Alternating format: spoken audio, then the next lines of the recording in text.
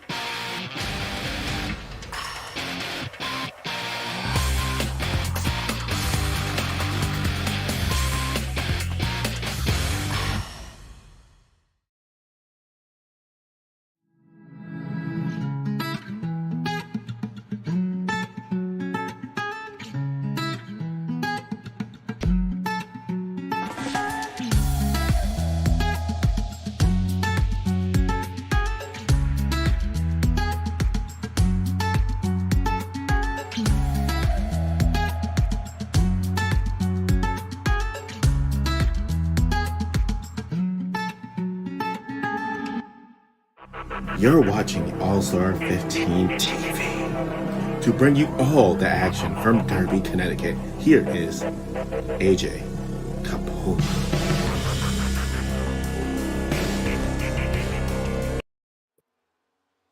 What's going on, everybody, and welcome to All-Star 15 TV for the Wheels America Cup Series playoff race in the round of 8.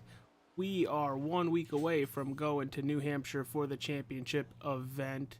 Right now, one driver is safe. That is Johnathon Wright. This is the Flemdogs 125 auto and transmission repair I'm AJ Capola in the booth. Alongside me, once again, it is Simon Grills. How are you, pal? I'm doing great. How are you doing? I'm doing pretty good. Happy to be another Thursday and happy to be down here in hot Atlanta. Should be very fun. You made a bunch of observations while we were off air. So why don't we start with that? Simon, take us through how Atlanta Motor Speedway is looking like for tonight's event. It's looking exactly like you said, hot Atlanta. We're looking at a 78-degree air temp and a 104-degree track temp before we even get all the cars out on track at the same time. So it's going to be really hot. It's also a little bit humid, but almost no wind to look at. So it's going to be really nice, slick conditions for all these guys on track. So when you're saying slick conditions, where do you see these cars possibly getting a little squirrely, a little happy? Take us around the racetrack. So coming to the start-finish line, you've got that nice little kink of the quad oval here at Atlanta. So you may see some guys get a little bit loose there, especially kind of in that weird bubble when you're almost in but not quite in the draft. It looks like everybody's doing the entry of 1 pretty well right now. Corner exits, both 2 and 4, are going to be a little bit hard to manage with the banking transitions, especially with already low grip. Be expecting a lot of sliding cars, hopefully not wrecking ones, but definitely sliding. Yeah, as we see that, there's the 04 Johnathon Wright at the top of your screen with a minute left in practice. Gets loose coming out of turn 2 and killing that outside wall. Let's see if we can go back and see that one. Looks like we might actually be a little delayed with some stuff happening. So, might not be a... see. Click on this. See where it takes us. That looks like nowhere. Hard part of practice is everybody's on different laps. It's a lot harder to go back and get a replay out of it. Yeah. Oh, there we go. Aha! Looking at it right now. Gotta run the high side. Gonna cut down to the middle lane. And that's where he gets loose, overcorrects, and puts that front of that Ford Mustang Badass Lager Racing in the wall. Boy, that's a mouthful. These cars are so hard to correct when they get sideways. Oh, and there is the checkered for practice. Jeff Tetro with your practice results. Let's give this a quick look on your screen. There it is, Tetro with a 31.2, and everybody very close together. That top 5 is under a 10th when it comes to fastest lap time, and 3 of the 5 are Texas Family Racing drivers. You have Jeff Tetro, Johnathon Wright, who's on to the next round via his win at Bristol last week. And if you guys haven't seen it, go check out the Bristol race after you finish the Flemdogs 125 here in Atlanta. Frankie Bararso, Steve Tucker, both pretty much identical lap times. So getting around this track, you kind of mentioned it, Simon. It's hot. It's going to be loose. Now, tire wear is going to be a very, very big thing here. What would be your best bet to try to conserve tire? Like how? Easy on the throttle, both entry and exit, a lot of off throttle time. We may even see some guys start to use the brake pedal a little bit. These new cars probably going to be eating through right fronts, especially after seeing a bunch of these guys wheeling it really hard up on the top side all the way by the wall. So I'll be honest, I'm not entirely sure our window on tires, but it's not going to be very big. Our fuel window is 30 laps, which, as we're talking about that, you're currently seeing Josh King, the Racing Corner podcast number 7 machine, on track right now, put up a 31.6 for his first lap. Here are the race details for the Flemdogs Auto and Transmission Repair 125. 125 laps here around Hot Atlanta, 1 fast repair, a maximum incident number of 30, 4 sets of tires, 50% of fuel. Stage 1 will conclude at lap 35. Stage 2 will conclude on lap 75. And there is one green, white, checkered. It's going to be really interesting to see how that fuel window plays into this.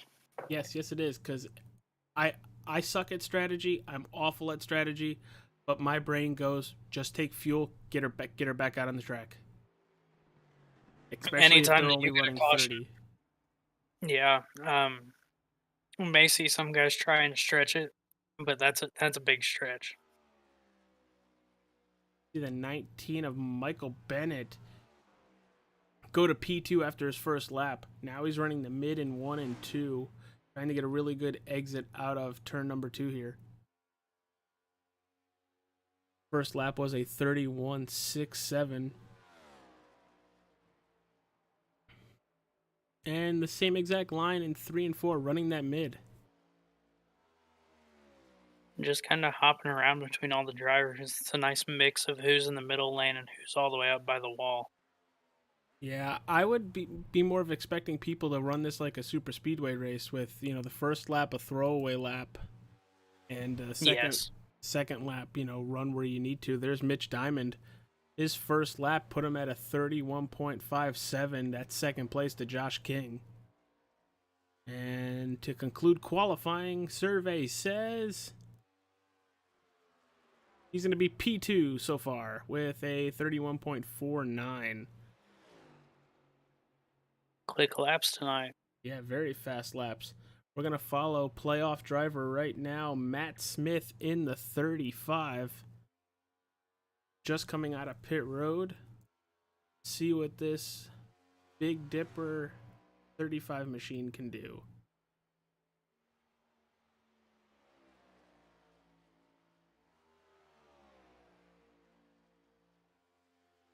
Trying to figure out why my overlay is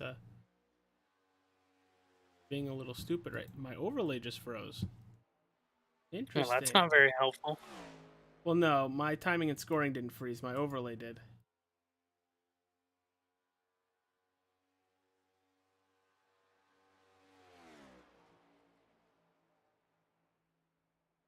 See if that helps. Matt Smith currently on his go lap, coming to his white flag lap out of turn number 4. That puts him P7 for the time being. See where he goes versus his first lap. That first lap, he seemed to run the bottom through 3 and 4. Haven't seen anybody else do that yet. Guess I will reload. Oh, and he's going to rip the top down to the middle.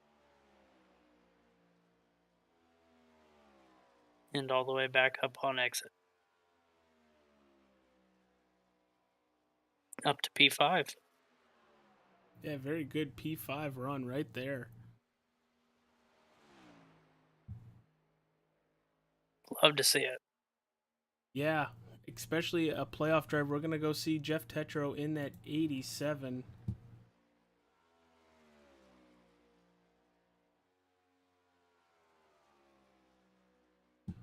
Oh, well, there's the playoff and how they stand right on your screen.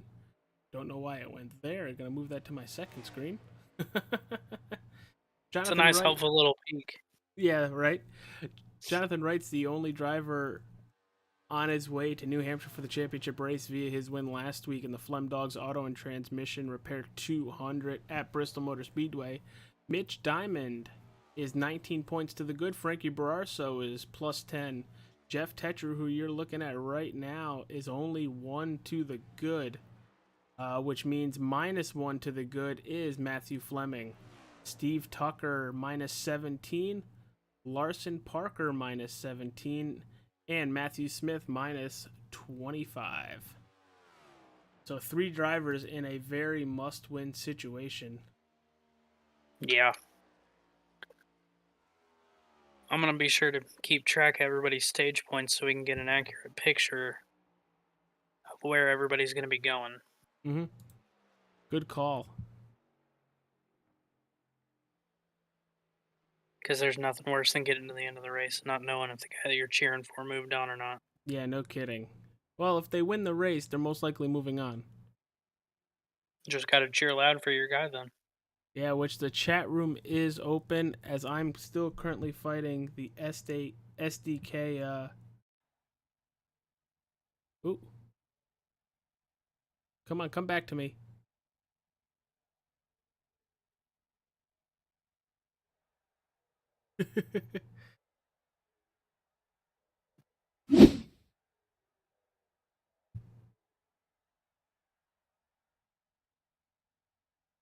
Man, it is being really weird tonight. I've never had an issue with SDK, but let's go check Frankie Bararso. He's on a go lap right now.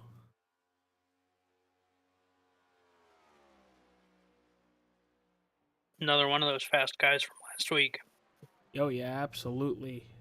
And like we just said, he is plus 10 to the good, so he's sitting a little bit better, but not the greatest. Oh no, if I had to pick a spot to be in this week, it would be Wright's. Yeah, no kidding. With how well he ran that Bristol race, I would have hoped that he can sit back, relax, and he's got to play strategy just as much as anybody else does. Because if he can keep somebody out of the round of 4, the championship race next week, you better bet your bottom dollar that he's gonna give it a shot. Oh, absolutely. You want the 3 best guys that you can compete against, And not the 3 Frankie fastest goes guys. P5 with a 31.49. Matthew Fleming, you're seeing him right now, currently in 12th in that Beer Nuts 88 Chevy Camaro. He's going to improve to P11, up 1 position from the first lap at a 31.69. Johnathon Wright, second lap, goes to 31.42. Jeff Tetro right now in that 87, your pole sitter at a 31.36. The boys are doing a great job keeping the car under them. I will not lie, when I went to test out Atlanta, I spun the car at least 3 times. Now, just so everybody knows, Steve Tucker in the 24 is having to start at the back due to 2 incidents last week that resulted in cautions. He will have an EOL to start the race. 17 points out of the cut line. That's a tough spot to be in. Absolutely.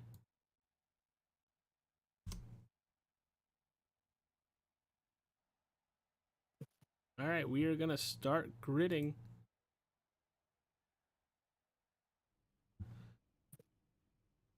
This is when it starts getting exciting.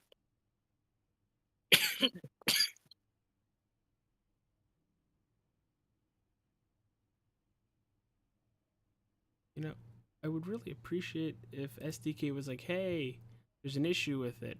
But I'm on their website and they're like, they're saying nothing. There's not even an update for it. So, kind of aggravating because I've never had an issue. We'll make the best fit. Oh, yeah. If I have to keep reloading it and unloading it, it's going to be annoying. We'll make it work. But we'll still call it. Look at All-Star Josh 15 King. TV is adaptive. Look at Josh King starting second here tonight. That outside line is going to be a good line to start on. Absolutely. He ran very good at Bristol. Now he's surrounded by more playoff drivers here at Atlanta just to start the race. All these guys know what they're in for. You get one more race to make it in.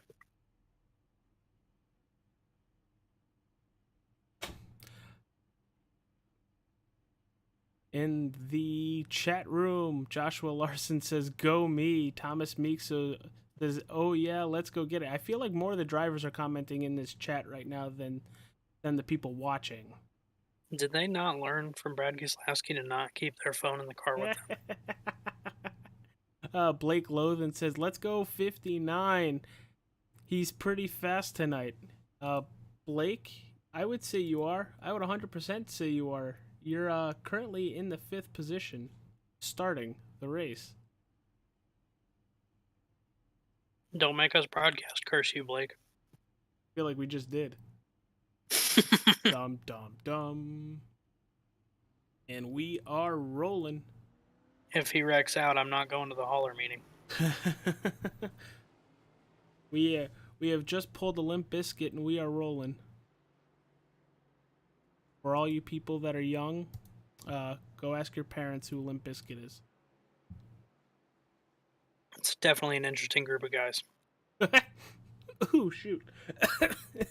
I was drinking. Thanks, there, pal.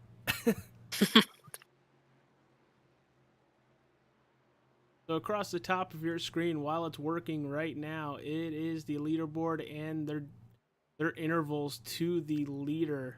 Oop, Josh King just blinked for a second, so we're gonna swift to Jeff Tetro in that 87, and hope he doesn't blink now.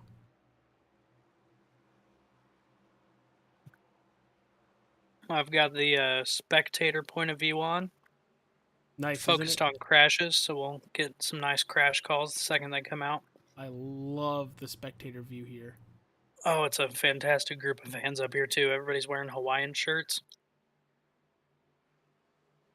Might be a little. They came to Hotlanta to party. Yeah, there goes the pace car off a pit road, and we are green here at Hotlanta for the Flemdogs 125. Going into turn one for the first time, Jeff Tetro clears the 7 of Josh King. Josh King going to use that high side to his advantage to get a nice run down the backstretch early on. Blake Lothan immediately to that outside. The best part about these tracks is seeing how many different lines these guys are going to run throughout the course of the night. Well, Blake Lothan went from the high side in 3. Ooh, he's going to get loose and kill the 7. Ooh, more that's going to collect 4 cars. Whoa. And they're still wrecking. You said it was going to be a very slick evening. Didn't know we were going to hit it this fast. So here it is. We're going to watch it in real time. 57 on the inside. You see him getting loose and then correct it right into the 7. That's going to collect the They're 55. Still wrecking. Oh, wow. Well down into turn 1.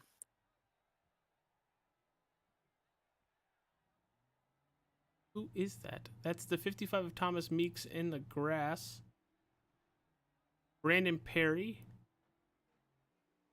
Up, Steve Tucker's good. Is that Reese? The 41. The 41 is Charles Balance. Ooh, and the 7 wrecks again. Wow. First lap carnage. Up front with the leaders, nonetheless. That was definitely a broadcaster's curse. After scanning the radios, Blake did end up taking blame for that wreck. Yeah, it looked like he got loose on that inside and just overcorrected right into the 7. Sincerest apologies.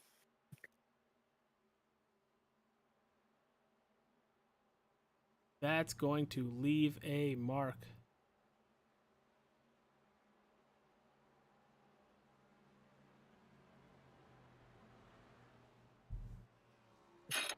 Wow. Man. Well, we talked about it. You said it. Track temp is over 100. Why don't we give that actually another quick look here?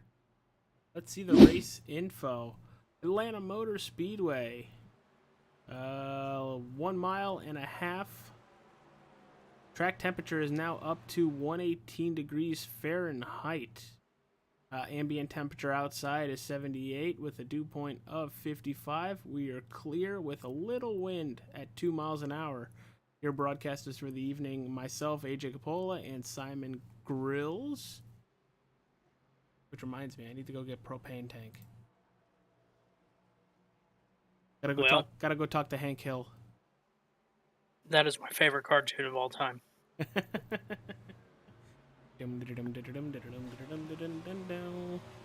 Johnathon Wright on pit road. Probably just topping off to make sure he can 100% make it to that 35 mark for stage number 1. If he tops off here and we get one more caution, he should be able to make it.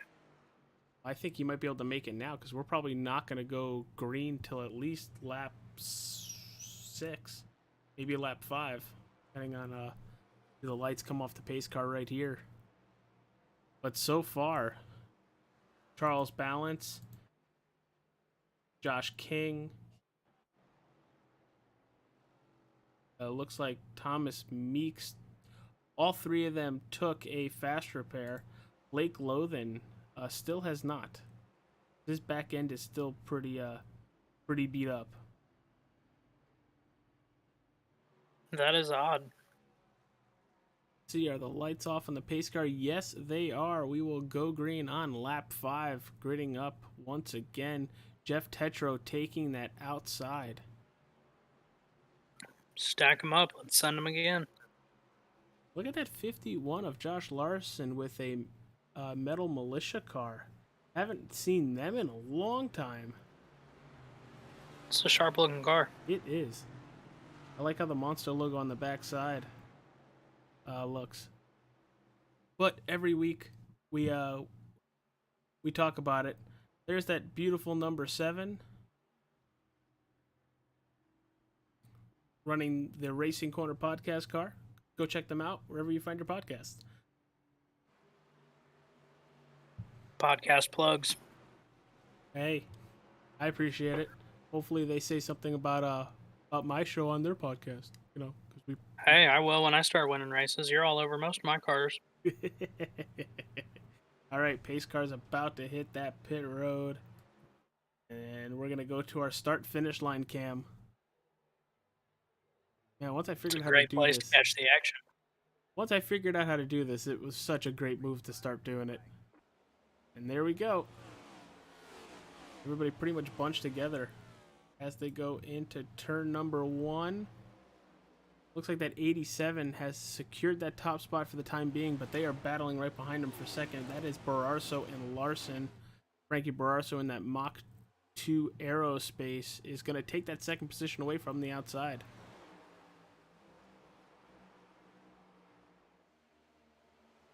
Now that 51 of Larson is having the battle with the 65 of Mitch Diamond. So far, so good. Everybody out of turn 4 nice and clean. Need those tires to heat up. I didn't even see anybody bobble. Maybe everybody learned their lesson a little bit. Can't lock yourself into the playoffs if you wreck out. No kidding. And surprisingly, I don't think there were any playoff drivers in that wreck. That's impressive. Especially since it was right up front. So 7 laps in, about to hit 8 laps. What are you trying to do this early on in the race, Simon? From my perspective, I'm still trying to remember that there's just under 120 laps left. I can't win this thing right now. Being a playoff driver in this circumstance, it's a stressful world, and you gotta work all night to keep yourself calm. Well, from the first position all the way to the 6th position, every single one of those drivers is a playoff driver. The 8th place driver, Steve Tucker, up 9 positions already, currently sitting, well, now he's in 7th. He's making moves. And they seem to be really clean ones. And Johnathon Haven't Wright, seen him bobble or anything. And Johnathon Wright is the only one out of the 8 that is safe, and he's currently in that 14th position after coming down pit road in that last caution. His strategy is going to be a good storyline to follow tonight for sure. Yeah, especially since he came down on that caution. We didn't know if he took tires, but he definitely took fuel. So, really curious to see if now everybody can make it, or did he just set himself up to win a stage? It's really going to depend on if there's more cautions or not. If we get another one and people choose to pit, he's going to be sitting pretty, but if this runs green, that's a lot of ground to have to make up. Oh, it is. It 100% is. But those stage points do carry over. Well, they don't matter, but Yeah, they don't matter the anymore. more points next to your name at the end of the season, championship, it still makes you feel good.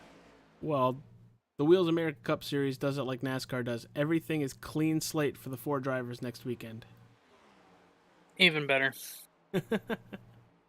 Now, for tonight's race, you're 100% right. Those stage And the points last and Cup playoff Series points. I ran, I finished 5th, so I liked looking at that number going into the final week. Ooh, the 87 of Tetro is trying to get by Charles Balance, who is blinking quite a bit right now. That's got to be its own battle. Oh, it's terrible. Biggest downside of online racing is other people's internet. Hey, it's honestly, this is a hell of a lot better than NASCAR 14 and the guy just disappearing while he only Oh, disappeared on your absolutely. screen. I was between 7th and 8th grade the summer that came out, and I don't think I saw the light of sun except for when I was at work. Jesus. Bunch of guys in the dirt, one head on in Yellow the flag wall. out. Yellow flag is out. Jonathan Wright having an issue. Oh, Blake Lothan's car is destroyed again.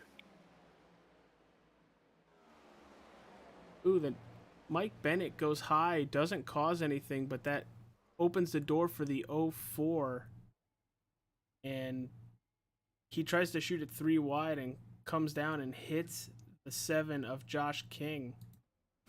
Let's go. Turn 4 is going to be our trouble turn tonight. That's what it's looking like. And Blake Lothan just, nowhere to go. Darn. His race might not be over, but he might not have a front fender. Still probably has a Hard meatball. hits. But good thing Jonathan Wright already locked into the race at New Hampshire next week. Because so far, tonight is not going that 04's way. Not even close. Yep, Jonathan Wright's hitting pit road, probably taking that fast repair. And Blake Lothan staying out on the racetrack. I guess if you don't have any more fast repairs and don't have a meatball, might as well just stay out. Oh, it's a survival game from him from now until the end of the race. And that had nothing to do with him. He just couldn't avoid Wright blocking the upper portion of the track. Sometimes you wreck people, sometimes people wreck you. It's just part of it. Yeah, man. And now he's coming down pit road. Okay. All right, dude. Well, we currently have 14 laps in the books. We've had 2 cautions, both out of turn 4. You mentioned it. How much of an issue is turn 4 grip-wise? Do you normally get loose out of 4? Talk us through why turn 4 is such an issue here. It's mostly the banking transition, and especially with a hot track temp. I mean, and these next gen cars are a totally different beast, like we talked about last week. They don't have staggered frames anymore. Everything's a perfect mirror of the other side of the car. So when that weight shift's coming across that banking transition and you're running real close to somebody trying to get your power to the ground as quick as you can, the second that right rear tire breaks loose, that car's going around and you're taking whoever's around you with you. It's all about throttle management. And in these cars, in these NASCAR next gen, or I can't really call them next gen because they're running them now, throttle control is very key at a lot of tracks. Some Yes. tracks now that they weren't years ago. I mean, these cars race more like a sports car now. They're less and less stock car as we know them in the current generation. So it's a difficult balance for sure. Trying to learn something completely different from what you drive. So up front, it is Jeff Tetro, still your leader. Frankie Bararso up 4 positions to currently sitting in that second slot. Third is Josh Larson in the Metal Militia, number 51. Fourth place is Mitch Diamond. Fifth place at 35 of Matt Smith. Matthew Fleming in the Beer Nuts 88 Chevy, currently sitting in sixth, and up 10 spots, currently sitting in seventh. It is that Douglas distributing English today, AJ. 24 of Steve Tucker, who actually started all the way in 17th spot, and within the first 16 and a half laps has made it to the 7th position. It's impressive for sure. Oh, it's 100% impressive. And, he's one of the drivers that absolutely has to most likely win this race. Mm-hmm. Well, we've got about 30 seconds, and it looks like Blake's in the booth. You want to talk to him real quick? Hey, Blake Lothan, it's AJ Capola. You got us? I got you. Hey, dude. I'm not going to say what happened and we cursed you, but, dude, the first coming out I of cursed turn 4 myself. was a little slippery there, huh? Yes, most definitely. Just got loose. Should have locked it down. Went back, tried to correct it. Went back up the track. So, 100% on me there. Just rookie mistake there, pretty much. Well, Atlanta in these next-gen cars looks to be a lot looser than anything we've seen with pretty much any NASCAR vehicle in series past. Do you think if you were able to keep going outside of that second wreck, do you think you would have been able to figure it out and move up? Oh, 100%. I felt like we had a pretty good car all night. I mean, even in that little run I had before that second crash, I felt like we were learning a lot about the outside and rolling it. But, sadly, we're behind the wall pretty early. I think I have like 8 minutes of required, so I'm pretty sure that's pretty much race over for us tonight. Yeah, 8 minutes is pretty much 16 laps because you're running about 30 seconds a lap. But, all right, dude, well, I know you probably got teammates out there that you're probably going to try to help coach to the front, so we will let you go. Thanks for stopping by, and see you next week in New Hampshire. Of course, thank you. Hopefully I'll be there. All right, see you later, pal.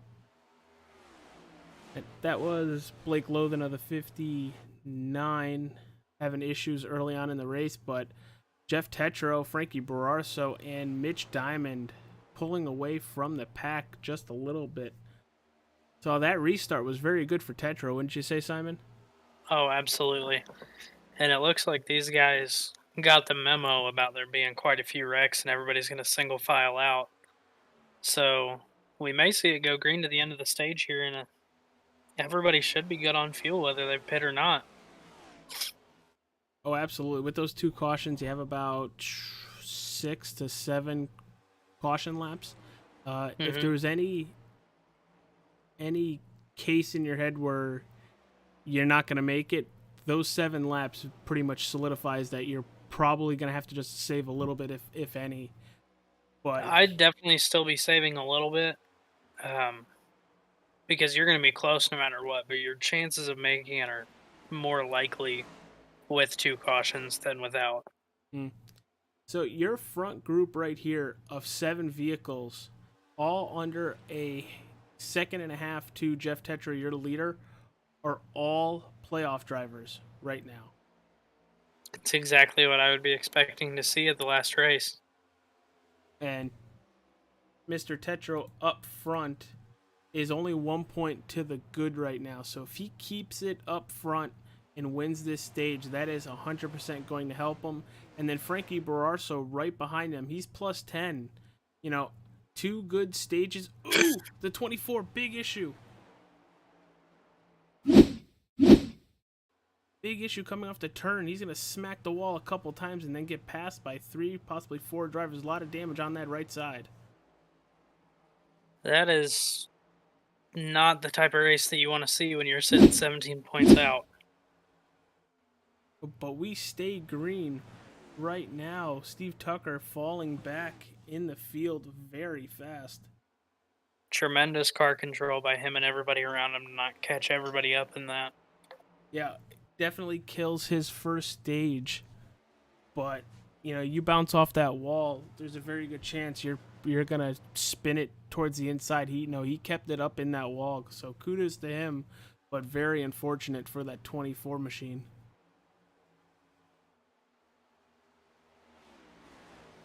Mitch Diamond trying to put a little pressure on the 12 of Frankie Bararso.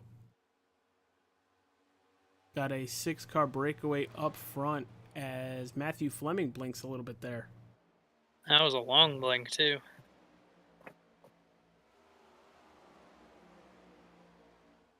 Now I'm going to be really upset when they switch over to the new Atlanta. And I really hope they legacy this track because... Oh, they will. They have to. They have to. Because the amount of amazing racing you can have on this track, by far, I would think, would beat out... Ooh, car squirrely. Somebody's all the way in the apron. That looked like Thomas Meeks. No, that was Ryan Piscato in that number 3.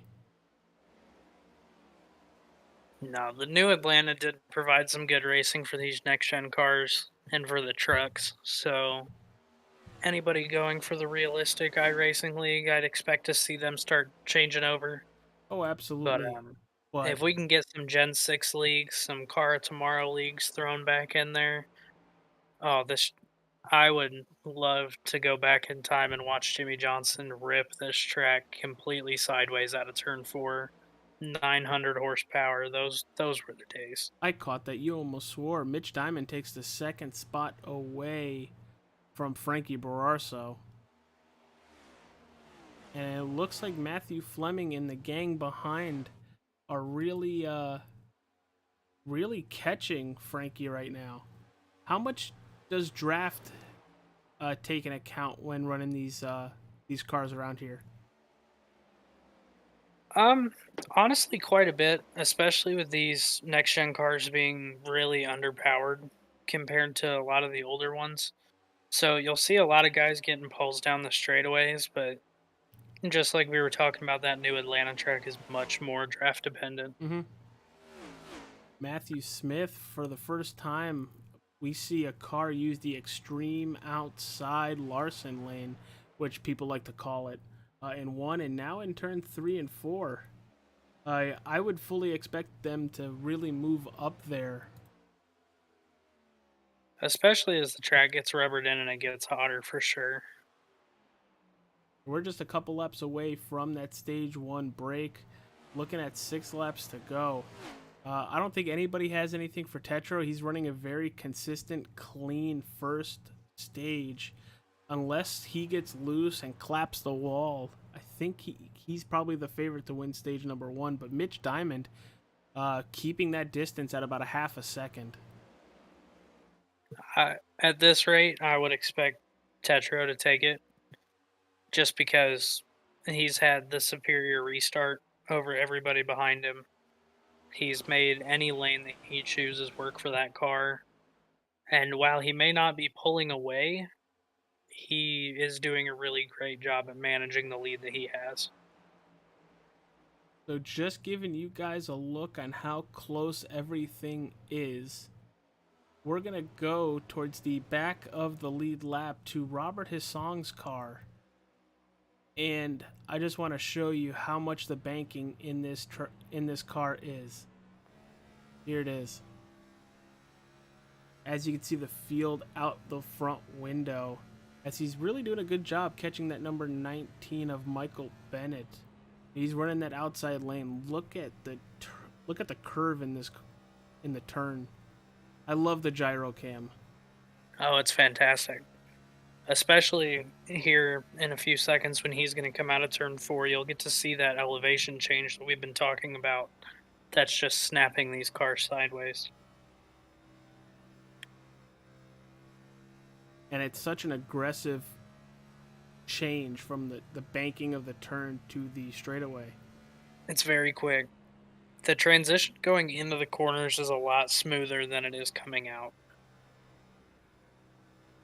But I think that running the high side kind of helps the vehicle, transition better. And he is catching the 19 at a very good clip right now. But we're going to go back to our race leader, Jeff Tetro. Mostly because Mitch Diamond is only 3.5 tenths away. Got a car wrecked on the bottom in 3. A little off the track, so they're going to keep it green for the time being. White flag in the air for stage number 1. There it is for Jeff Tetro. One more lap, and then we could call it quits out of stage 1. You could start tallying up and doing your math stuff. Oh, I will be.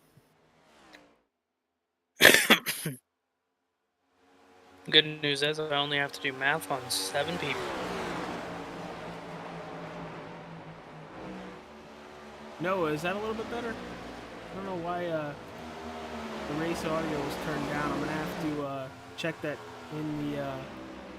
in the stage caution. But there it is, Jeff Tetro, your stage 1 winner here at Atlanta Motor Speedway for the Flemdogs 125 auto and transmission repair. So let me check this out on why. What's the sound look? Why is everything so down? I don't remember changing all that. Turn the spotter all the way down. Let's see. Is that better, guys? Honestly, it should be, but... Hey, you guys are getting great commentary, even though you might not have been able to hear the cars. I know, you guys pay to hear the cars, too. But here comes pit road. I expect everybody to come to pit road. I don't care if it's only been, a couple laps here, a couple laps there. But it looks like one car has stayed out. That might be the 04 of Johnathon Wright. It is. Possibly because he was a lap down and they're not letting him pit right here. No, he's getting his lucky dog. There he goes.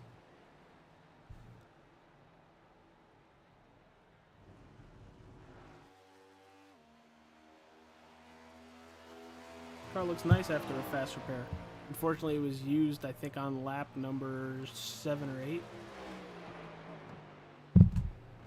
So, is Jeff Tetro back on the racetrack? He is. Mr. Simon Grills, we are going to talk to our Stage 1 winner, Jeff Tetro. Fantastic. Jeff Tetro, AJ Capola, and Simon Grills in the broadcast booth. You got a copy, pal? Yes, I do. How you doing? Hey, dude. Start to finish, leading that first stage. How does it feel? And I'm pretty sure that's definitely going to help your cause to get to New Hampshire next week. Well, it feels really good. It's been a while since I've been up front. I've been watching my teammates, kicking my butt the past couple weeks, and been shaking my head trying to figure out where they're getting the speed from and how they're doing it. So it feels really good being able to control this race right now.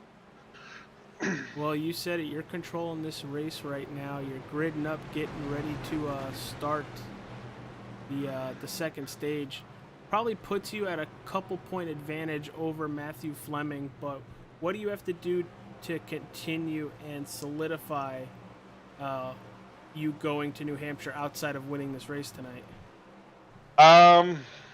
Really just do what I did in the first stage.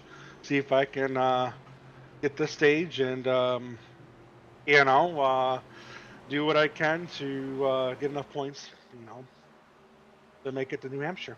Simon, do you got anything for our Stage 1 winner, Jeff Tetro? Just want to congratulate him on the win. He's a good teammate. Get these stage points added all in so we can get an updated picture of what these playoffs look like. All right, Jeff. Well, it looks like you got about a half a lap away from going green. Good luck the rest of the way, pal. Alrighty, thank you, sir. All right, while you're doing that tallying math stuff that I am not good at whatso freaking ever. I'm rocking the spreadsheets, man. I'm a spreadsheet guy.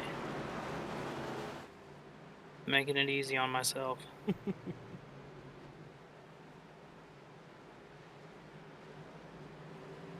Right. There goes Charles Balance getting one of his laps back by staying out under that caution. Really curious to see what that 41 is going to do on this restart while everybody's got on fresher tires.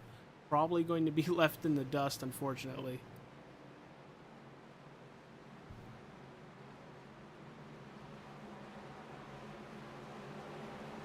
Well, maybe not, because his last pit stop was on lap 30. 5 laps of difference there. Do you think 5 laps is enough to cause a huge issue? Fuel-wise? Not fuel-wise, Yes. more like tire-wise. Not really. They're going to be a little bit hotter, but they shouldn't be that much worn. There's a big difference between new tires and 5-lap old tires, but when you get into like the difference between 18-lap tires and 23-lap tires, you won't feel too much. Okay. Well, the pace car's about to take that left-handed turn. Go into our start-finish line camera, and we are green once again here at Atlanta Motor Speedway. Getting up to speed, up to full song. Gonna take a little while in these next-gen cars. And look at this, Tetro goes straight from the outside to the inside. And we have a battle for second place here. As I say battle, they straighten out and they'll go single file into turn number 3. Guys, gotta keep battling. Stop making me look like a liar. Frankie Bararso really close for a second there to leader Jeff Tetro. Gonna have to do more of the same in this second stage.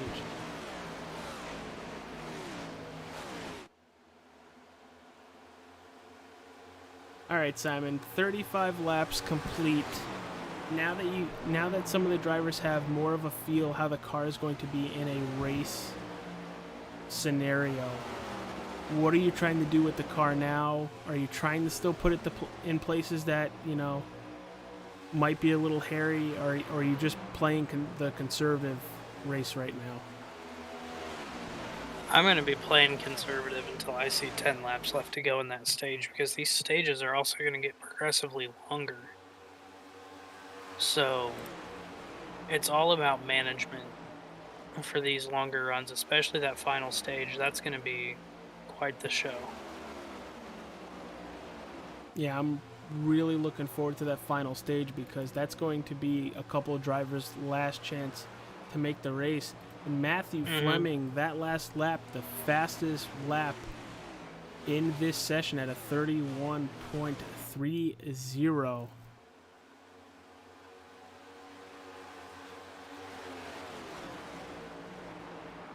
Nice battle up here for the third position, starting with Mitch Diamond, Josh Larson, and Matthew Fleming. Great battles all night long. Yeah, I think a lot of it has to do with the runs off the corners and the little bit of draft you get on this backstretch. Mm-hmm.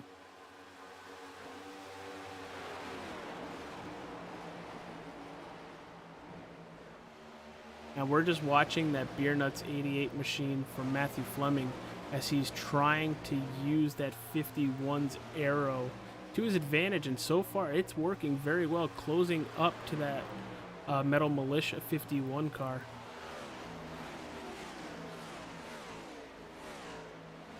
Ooh, a little loose there.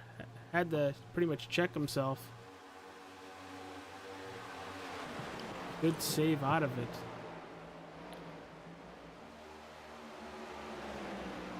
Now, Simon, what are you seeing out of these cars? Is there anything shocking you? Anything, you know, that you want to pinpoint, talk about?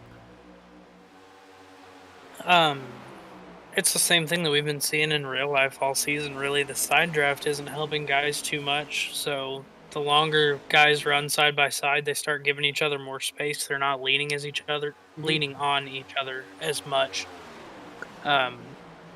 So like right here, we're seeing a pretty good battle between Larson, Diamond, and Fleming. Yep.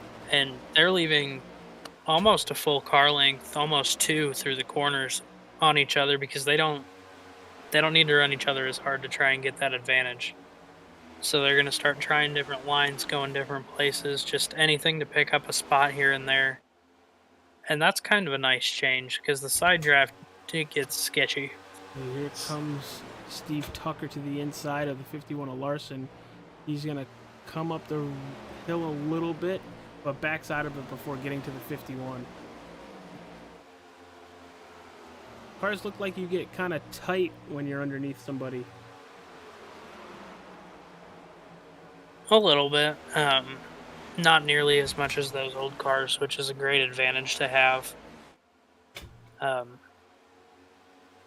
That's the craziest part about it. And you'll hear me, we got a car on the inside wall out of 2. That's Mike Bennett.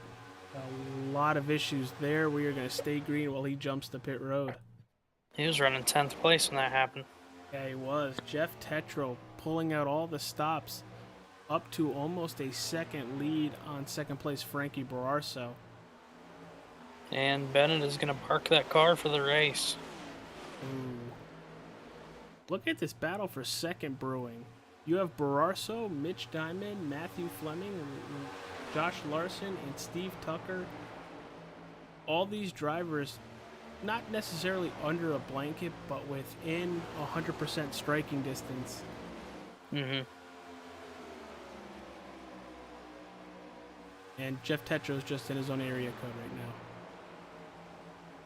Yeah, he knows how to run the show, and he's up there, that's for sure. Yeah, what was it, maybe like 5 or 6 years ago when Kevin Harvick just completely dominated here? Mm-hmm. Was let off right past the start-finish line, coast all the way into 1, and just hooked that white line all the way around this place. And, Jeff Tetro not hooking that white line, but getting kind of the same feel, wouldn't you say?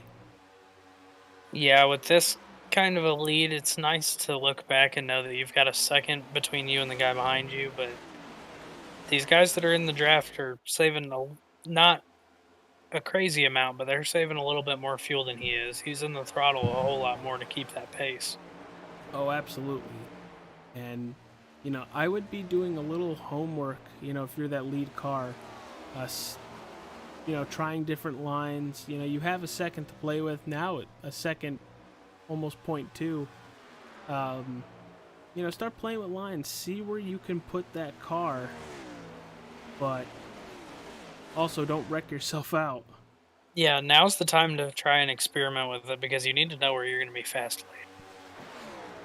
So, try it out. If it doesn't work, you've still got plenty of laps to make it to a stage break, recover yourself. You just need to know where to be in those last 10 laps of the race. And right now, he is right where he needs to be. Trying to better his spot just in case he doesn't win this race, that he moves on to New Hampshire next week. Every spot counts, especially if you're racing against somebody else that's trying to make it into the championship 4. So real quick, we are going to run through your top 10 here at Atlanta Motor Speedway. Jeff Tetro is sitting up front, has not relinquished the lead yet. Following him, it is Frankie Bararso, +4 since the start of this race. Mitch Diamond in that 65. The Machine Shop Ford Mustang, followed by the Beer Nuts of 88, Matthew Fleming. The Metal Militia 51 of Josh Tetro in 5th. 6th goes to Steve Tucker for the time being in that 24. Matt Smith in the 7th position in that 35. 8th goes to the Racing Corner podcast number 7 of Josh King, who qualified outside pole and fell into an incident on the first lap coming out of turn number 4. Wasn't his fault at all, but had to use his fast repair early, and now he's just trying to fight back. 9th position goes to Ryan Pasoko in the 3 Sweets Chevy Camaro, and Jesse Erdman in the 45 Scooby-Doo looking mystery machine car. Because at 100% looks like it should be a mystery machine.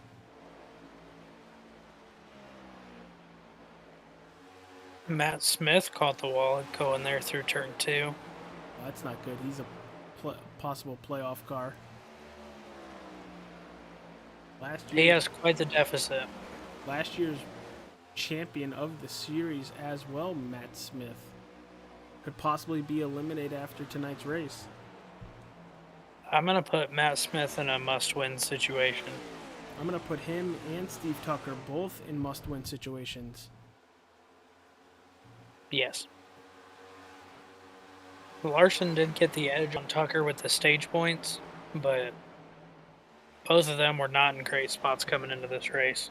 No, they were not. And Larson's only in that 5th position. Mitch Diamond keeps up the run he's got going. He's going to be pretty close to a sure lock. Well, depending on where he finishes in this stage, I would pretty much call him that lock. If he finishes top 3 in this stage, he's going to be. But we have started separating a little bit.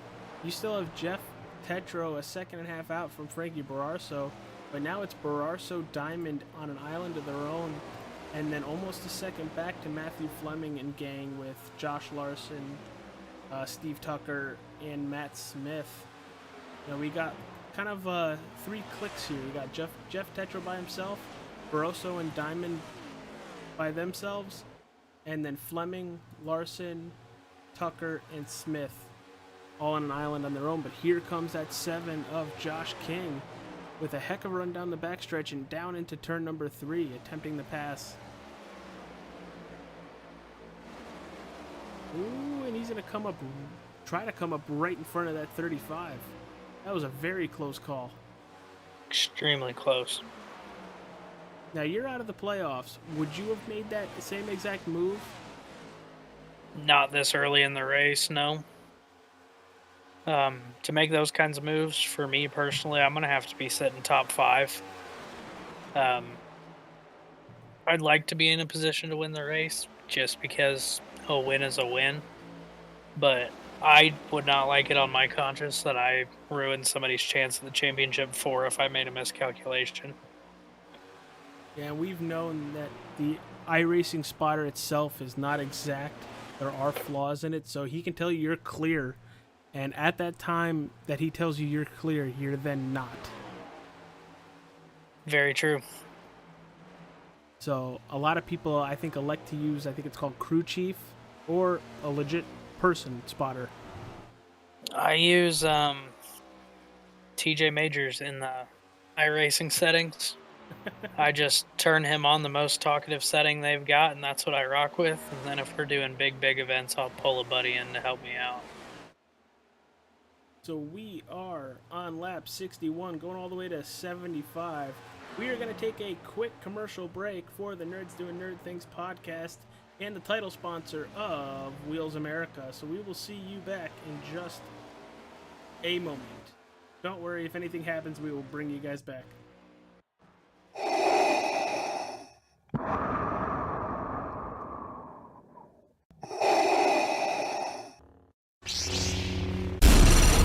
From Mordor to Hogwarts to Gotham, the nerds have come together to create a show for nerds by nerds. Join Nerds Doing Nerd Things as they talk about all things nerdy. Stay up to date on the show by liking the Nerds Doing Nerd Things Facebook page.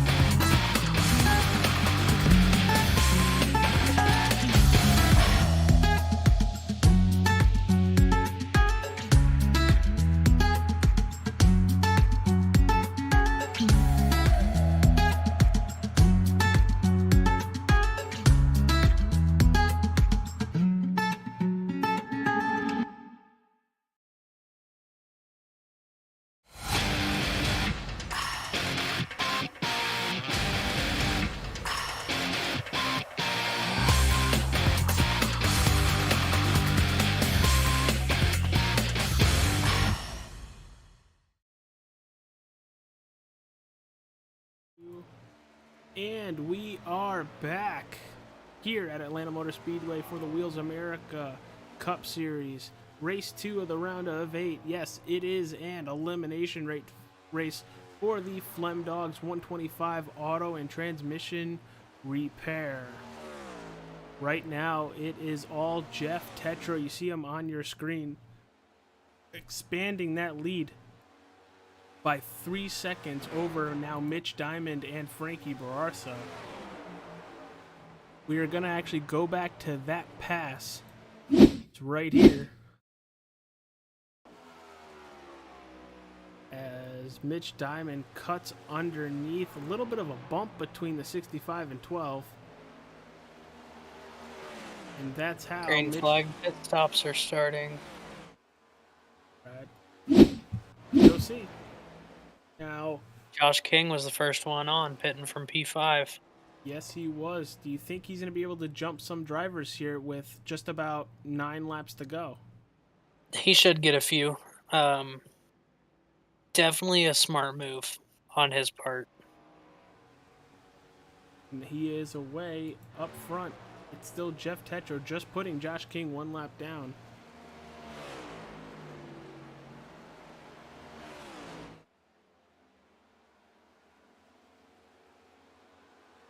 It looks like right now drivers are running on old tires 32.5-second lap times. On fresher tires, you're looking to hit about 1.5 seconds. Jeff Tetro on pit road.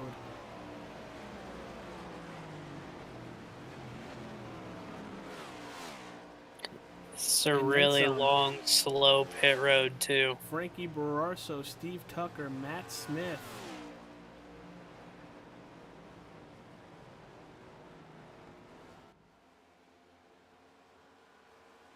The 88 of Matt Fleming just radioed. He's going to come this time, too. Yep, there he is right there. Currently watching that 65 of Mitch Diamond. He's going to stay out one more lap. Here comes Matthew Fleming. And Ryan Pasoko. The 45 Mystery Machine's going to come on down this time. Can't stop calling it now that, huh? Nah, I mean, it looks like it. We're currently watching that 7 Racing Corner podcast machine as he is on the track flying, passing Steve Tucker. Looks like he's going to gain at least that 1 position from Steve Tucker. But as I say that, got a nice battle coming back to the line. Mitch Diamond on pit road.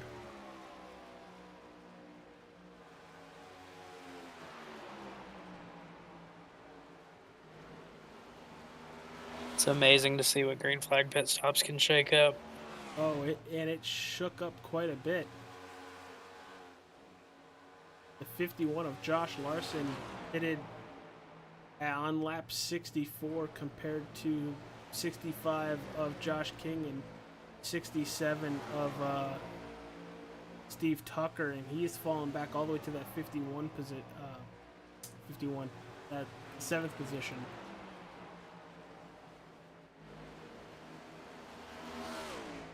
But it looks like Jeff Tetro is going to keep the lead after pitting, has a deficit to Mitch Diamond of 3.5 seconds.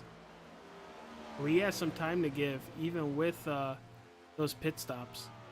Oh, absolutely. Let out early, save those tires as much as you can. Now, do you expect them to come back down pit road at the stage break? I'll expect a bunch of fuel stops. Yeah, good call. I'd be trying to save that set of tires for later. Yeah, because they only got 4 sets, and I would fully expect they're on their 3rd set of tires. Yeah. Right, because with that stage caution built in, you're going to be splitting that final stage just short of halfway. Yes. So they took tires on stage 1. They're taking tires now. So they're on their 3rd set. Mm-hmm.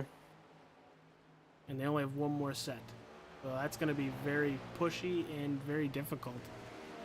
I'm pushing that last pit stop off as long as I possibly can if I'm in these shoes. Going to hurt your first stint speed, but it's very much going to help out your later run. Oh, absolutely. For everybody watching, go ahead, leave a like on the stream. While you're at it, hit that subscribe button and ding dong that notification bell, which I completely keep forgetting that YouTube has a ding dong bell.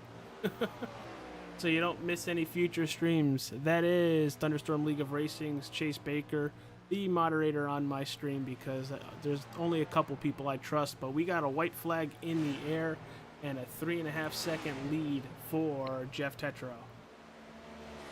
Flawless stage by Tetro yet again. Didn't get to stretch his restart legs, but he sure got to stretch his entry and exit of pit road. And it looks like he has slowed up. He is currently running 32 5s compared to everybody's low 32s. And the caution is out. Jeff Tetro will win stage number 2.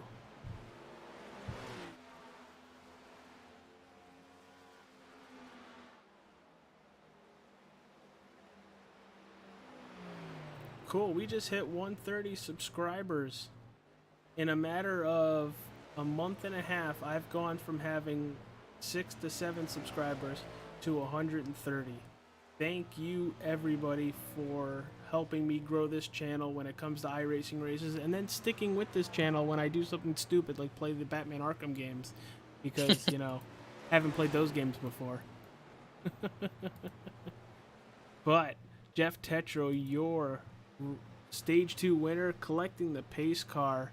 After pit stops, we're actually going to talk to our second place finisher in Stage 2, and I'm pretty sure he was second place in Stage 1 as well, Mitch Diamond.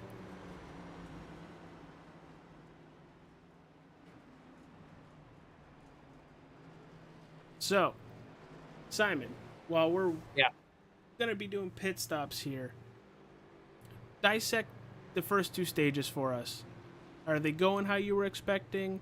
Pretty much talk us up what to expect for stage number 3 now that we're really getting into the money of the race. I would expect a late caution for sure. Just people shooting gaps that aren't necessarily the best idea because they're getting desperate. I'm going to see... I'd expect to see the field split in half, whether they're going to pit early or stretch it. Just depends on how many points you need to make up, how desperate you are to try something different. But definitely expect to see the same spread out racing. They are taking tires. Taking on the racetrack, it is Jesse Erdman and Ryan Pasoko. And Jeff Tetro is going to fall in line behind them. Frankie Bararso, Matthew Fleming, Steve Tucker. I'm guessing all these drivers took just fuel. But Josh King and Mitch Diamond are just coming out of pit road now, followed by Josh Larson. So let's key up. The driver of the 65 on your screen. Right there, Machine Shop, Ford Mustang. Mitch Diamond.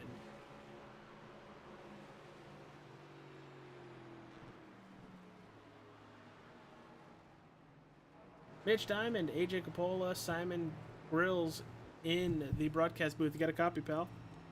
Yeah, I got you, AJ. Hey, man. You were sitting kind of pretty going into the race tonight. Gotta feel a lot more confident after the first 2 stages. What are your thoughts on how the race is going so far? Well, I got a question for you. How many cars are left in the race? Why do you have to 16. make me do math? Thank you, 16. I might be locked in by now. I wouldn't with be those 2 surprised if you are stages locked there. in. But we'll worry about that later on when we find out if you're locked in. It does look pretty good, though. That's your hint. It does look good. But, you know, let's focus on Atlanta. What do you have for Jeff Tetro here?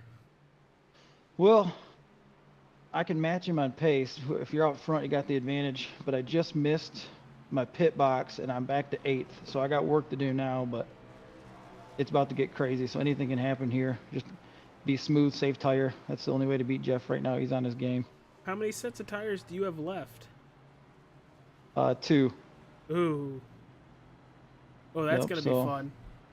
48 to go and 2 more sets. So we'll be good. Quick question from me before we turn you loose and we go back to green. what's a little bit of insight to the strategy that you're going to play right here? Honestly, there's a couple guys in here that are racing for the win. That's their only way to advance to New Hampshire. So I'm kind of letting these guys take themselves out, and then I'm going to pounce when I get the opportunity. Fantastic. Well, I hope it works out for you. I appreciate it, guys. All right, brother, we're going to send you all the way back to the American Badass Racing Discord. God, I love that name. It is fantastic. Ryan Pasoko and Jeff Tetro, your leaders. Pasoko's giving Tetro that outside the preferred line. Do you think that's more of a, I know I'm going to be slow here, take it? Probably, yeah. Well, what are you expecting on this restart, pal? Well, I'm expecting Tetro to have another good restart. Maybe a little bit of moving and shaking early on. Guys get in the positions while they can before they have to settle in. And then hopefully we're going to see another long green flag round into some green flag pit stops and shake it all up again. All right, brother, it's going to be interesting. That bottom line needs to bunch up just a little bit here. Bunch them up, send them again. And green flag in the air. Here we go. Great launch by that number 3, but Jeff Tetro on that outside could very much have a excellent launch coming out of 2. He's going to get a little bit better of a push with that easier transition.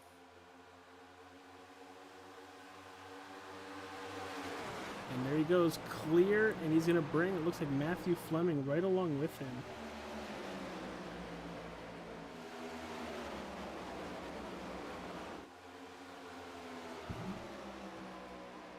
Really good first lap to get back up to speed.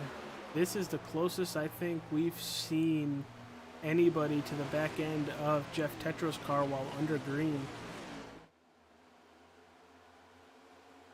Trying to make a move on the outside. Look at this. We might have a pass for the lead here. And if we do have a pass for the lead, do you think the 87's probably trying to just save a little bit of tire? It'd be smart for him too, for sure. You know you're a favorite to win this race. You know you have a very dominant car. Don't shoot yourself in the foot by, oh, God. Oh, that was a really hard hit to the inside. Oh, he's going to lock up the tires and keep it out of traffic, which he does. Well, barely. That could have been very hairy. That was exciting for sure. And anytime the announcers wince, like they're in the cars, you know it's a hard hit. Well, you said it. We are actually going to go back and look at it. Just got to find it. I'm not even entirely sure who that was.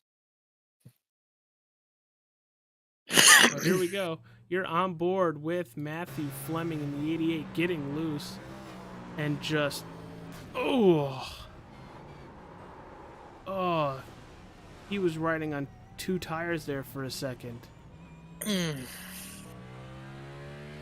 Ladies and gentlemen, this is why you do not have your force feedback all the way up for reasons like that. But here comes Steve Tucker. Steve Tucker in a must-win situation, closing in on that back bumper of the 87 of Jeff Tetro. He started second to last tonight. Very impressive run.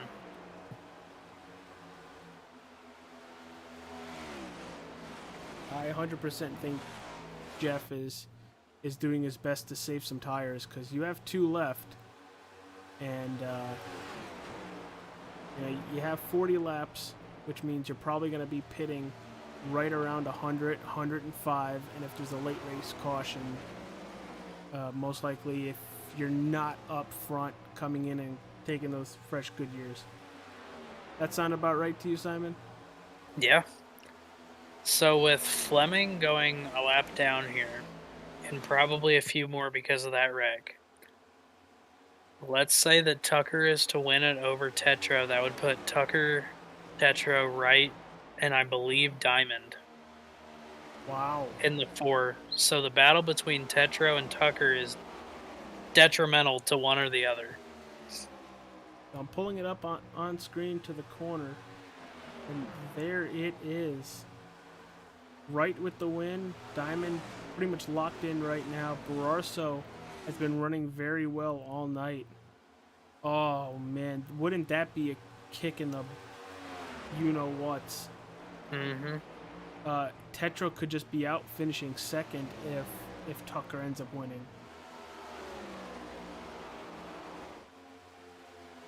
Gotta love this playoff system because in these final 10 races, you need to 100% be on your A game and not have a bad race. You don't get a bad race. Nope. And sadly, it looks like Matthew Fleming is going to learn that one the hard way here in Atlanta. And the only person that was allowed a bad race was Johnathon Wright from his win last week at Bristol Motor Speedway in the Flemdogs 200. Which, kudos to Flemdogs for sponsoring 2 races back-to-back in the playoffs. Go check Love out to see that if real-life you're dedication.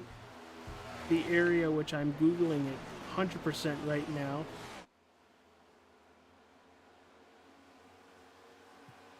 See where they are. Well, while we were just talking about Johnathon Wright, he's in the lucky dog position, so we may get to see him up here maybe battling for a win again if we get another caution.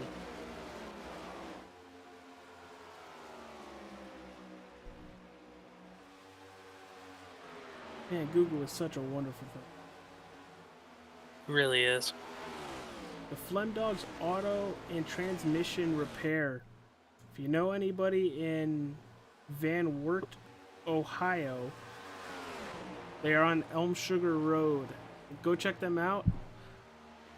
Let them know the Wheels America Cup Series sent you. Just to let them know that they that their sponsorship 100% means a lot. What town did you say that was in? Making me back to it. Yeah, read that address again.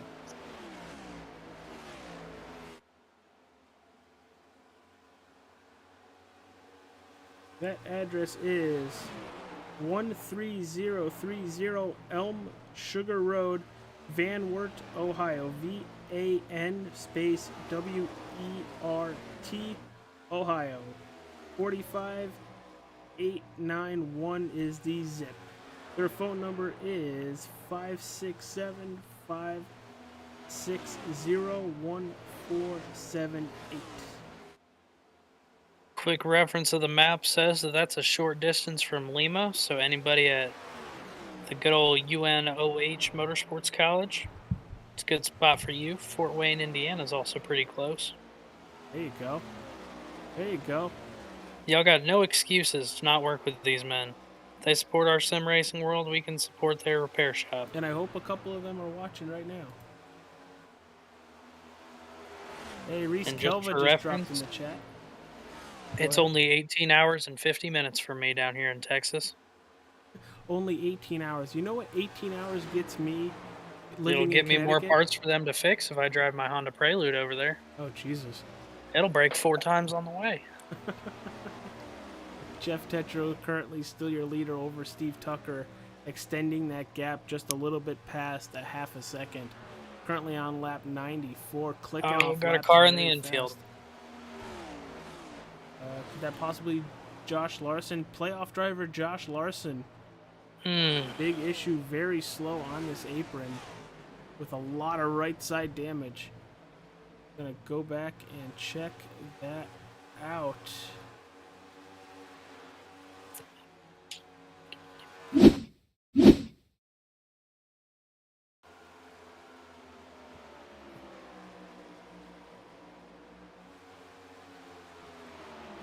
Oh, well. Go here. Got another good battle back here. He's just going to get loose and run through the grass and take multiple jumps. It just shows how sketchy turn 4 is. Hey, no kidding. But a good job keeping it off other cars, keeping it off the pit road. Black flag avoidance, I'm going to give that a solid 9.5 out of 10. Shout out to you, Lars. Reese Kelvin in the chat. Let's go, Texas Family Racing 12-24-88. Well, it's looking real good for the 24 and the 12 right now. Yeah, but that 24, if he wants any sort of shot at the championship, needs to win this race.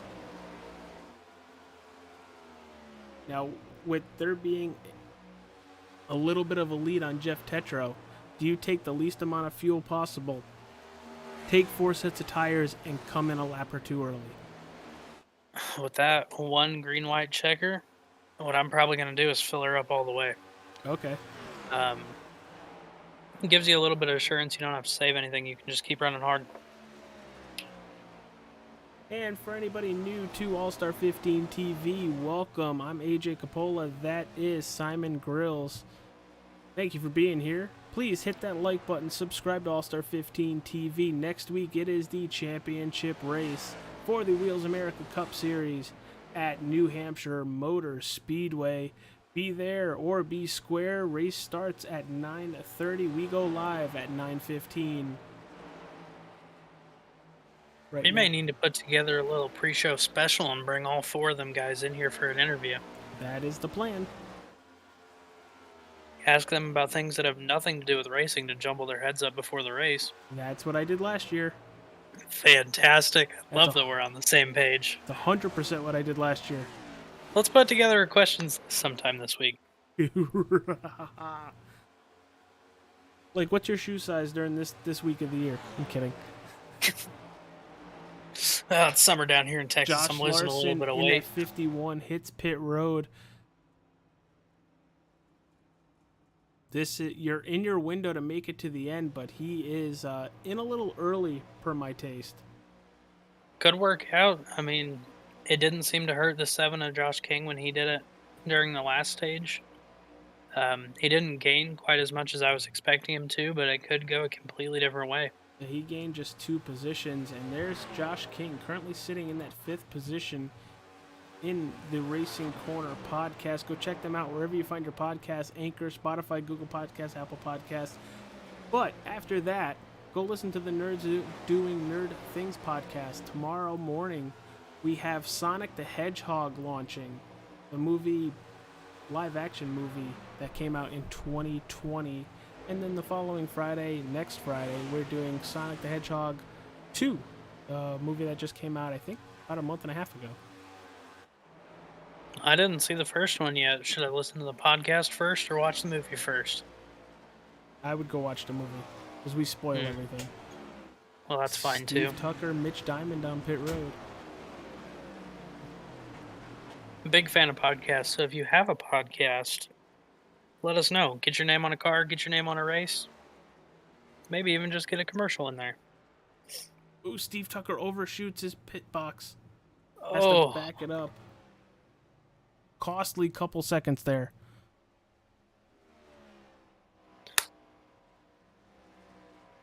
Tetro, King, and Meeks are all going to pit this lap. Happy you can hear him, because I cannot.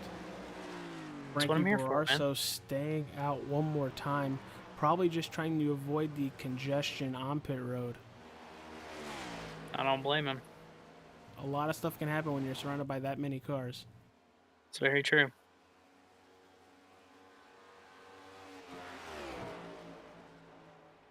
All of my pit signs are painted bright yellow now because I've slid through too many pit boxes of this IndyCar season to be comfortable with it. For the longest time before I joined Revline Racing and got my own pit sign, I literally had somebody make AJ stop here, pointing down. That's fantastic. Yeah, I thought it was kind of funny. Frankie Bararso still on the racetrack. Only him and Brandon Perry are on the lead lap. Can you imagine if Yellow were to come out right now? It'd shake things up pretty bad. No kidding.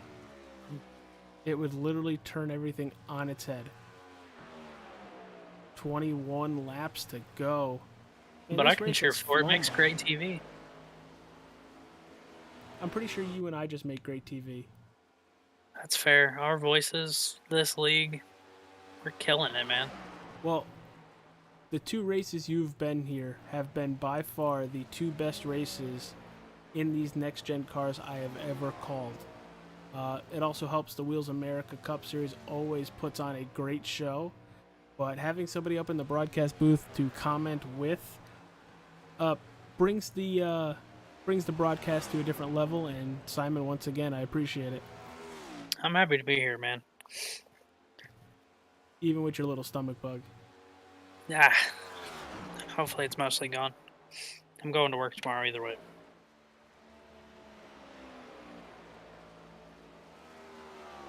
Frankie Barroso once again staying out. He must be running it all the way to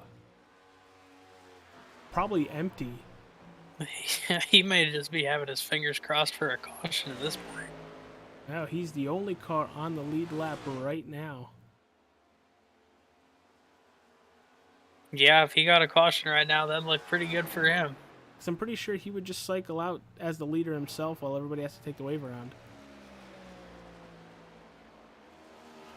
No, because Johnathon Wright, currently sitting in second, would get the lucky dog, so he would still be the leader, but have a long distance between him and Johnathon Wright, because I think the lucky dog has to be at the farthest from the back. Yes. NASCAR rules. I only break them, I don't read them. That's what NASCAR was founded on. If you ain't cheating, you're not trying. Chad Knaus. Probably. Chad Knaus. Here he comes. Definitely. 12 car to pit road. Oh, he had to lock up the... Oh, he might have been speeding. Oh. He 100% might have been speeding. Now, in iRacing, they just hold you for 40 seconds in your box, correct? Yes. Oh, boy. Well, I'm not And he sure drove about through 40 his pit seconds. box. It is a hold. I know it's a hold. He also drove through his pit box. He doesn't look to be taking tires. Do they assess penalty first? No. Penalty should come after the service. Well, that car has not gone on jack stands yet. And he is falling behind.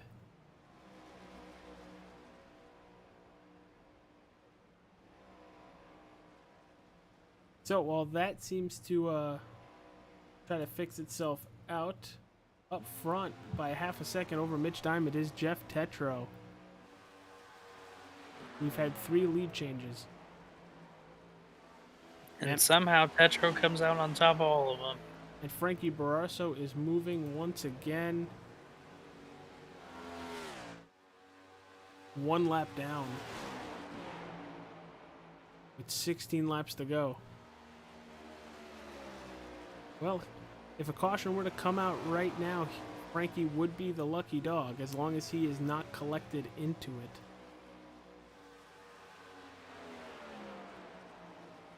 Coming to 15 to go in the line next time by.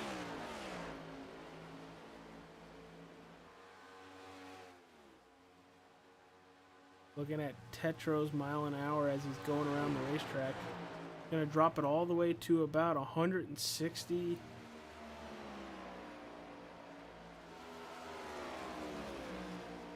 Still pulling away from teammate Mitch Diamond.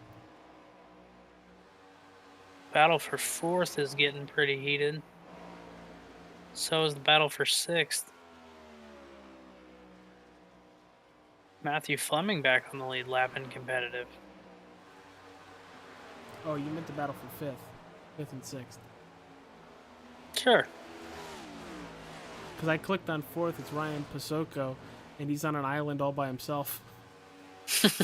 I'm like, huh? What? My timing and scoring updates at the line, I don't have an outside app to look at, so I may be a bit delayed. Ooh, My apologies. Josh King, big issue with Josh King. That left side is completely packed in.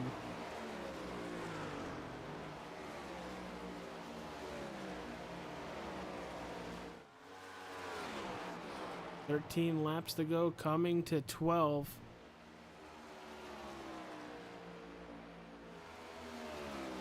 And he is keeping Mitch Diamond in that second position at about 0.6 back. Now, So far, it's been a flawless race by that 87 car. the 12 was speeding on pit road. Thank you, Reese Kelva. Thank you very much. 24 got loose on the front stretch, same lap. Texas Family Racing, just keep your heads down and ride it out. Tetro having a dominating night. Yes, he is. 88 needs to pit still. Texas Family Racing hoping for a caution. Change your name to Discord to Bob Pockers. Yeah, who was that with the update? That was Reese Kelva, the owner of Texas Family Racing. Fantastic. Yeah, appreciate it. Appreciate it, Reese. Tetro still extending his lead, coming to 10 laps to go. Two hands out of that box, pointing at the leader.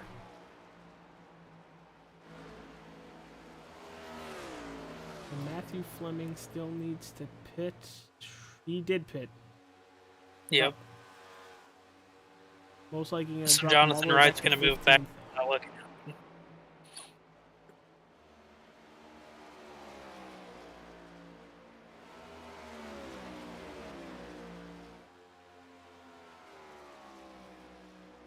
Man, we are hauling the mail tonight with 9 laps to go.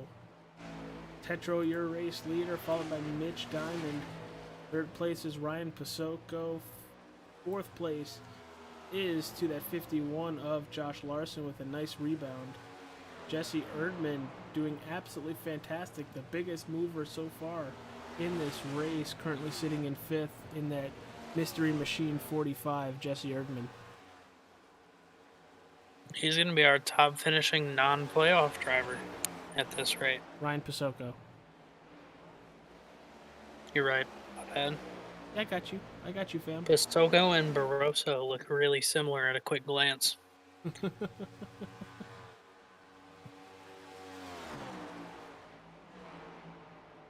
there it is. Tetro extending that lead to almost a half a second here. Just needs to be consistent. Doesn't need to do anything flashy. Just log laps. 7 laps to go. But if you're Steve Tucker, Josh Larson, Matt Smith, you are very much hoping for a caution. Absolutely. And if you are Jeff Tetro, you are hoping the opposite. No kidding. You know how I think many times everybody but Tetro wants to see that yellow really bad. I can probably count on both my hands and maybe use one of my feet to tell you how many races I've lost due to a late caution and everybody else pitting behind me. Because you're the leader, you're doomed if you do and doomed if you don't. If you don't pit, they're all pitting. If you do pit, they're all staying out. Yep. Coming to It is 5 not a good laps position to to go. be in. Passing Barney the flagman with his 5 fingers out towards the leader. Yes, high five the race car as they go by. Wow, that kind of hurt me just thinking about it. But here we go. While everybody's all spread out, let's go on board with Jeff Tetro here a little bit and listen to his throttle management. That could be exciting. We're going to go quiet for a lap right here.